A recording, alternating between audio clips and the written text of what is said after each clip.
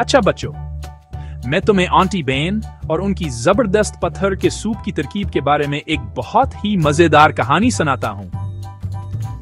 तो aunty Ben की एक बहुत कंजूस बहन थी। वो ऐसी थी जो कभी अपना खाना किसी के साथ नहीं बांटती थी। एक दिन आंटी बेन को भूख लगी और उन्होंने अपनी बहन से मिलने का फैसला किया। उन्होंने दरवाजा खटखटाया और कहा, बहन, मैं एक मजेदार पत्थर का सूप बनाना चाहती हूं। मुझे बस एक बड़ा बर्तन और थोड़ा पानी चाहिए। उनकी बहन हिंसी और बोली, पत्थर का सूप? सिर्फ पानी और पत्थर से? यह तो नामुमकिन है।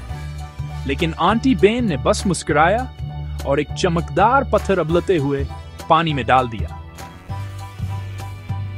उन्होंने एक चम्मच लिया और सूप चखा। ये अच्छा है, लेकिन थोड़े चिकन के साथ ये लाजवाब हो जाएगा। उनकी बहन, जो मुतजस्सिस और भूखी थी, चिकन लाने दौड़ गई।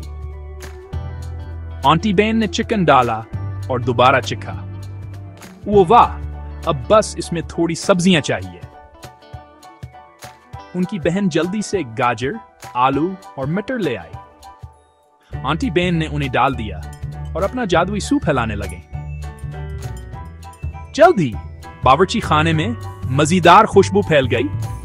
आंटी बेन ने सूप पेश किया और उनकी बहन हैरान थी कि यह कितना लजीज था।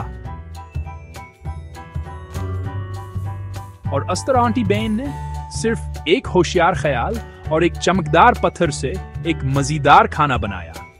अपनी कंजूस बहन को बांटने का जादू सिखाया। तो बच्चों, हमेशा याद रखना, बांटने से हर चीज बेहतर हो जाती है, यहां तक कि पत्थर का सूप भी।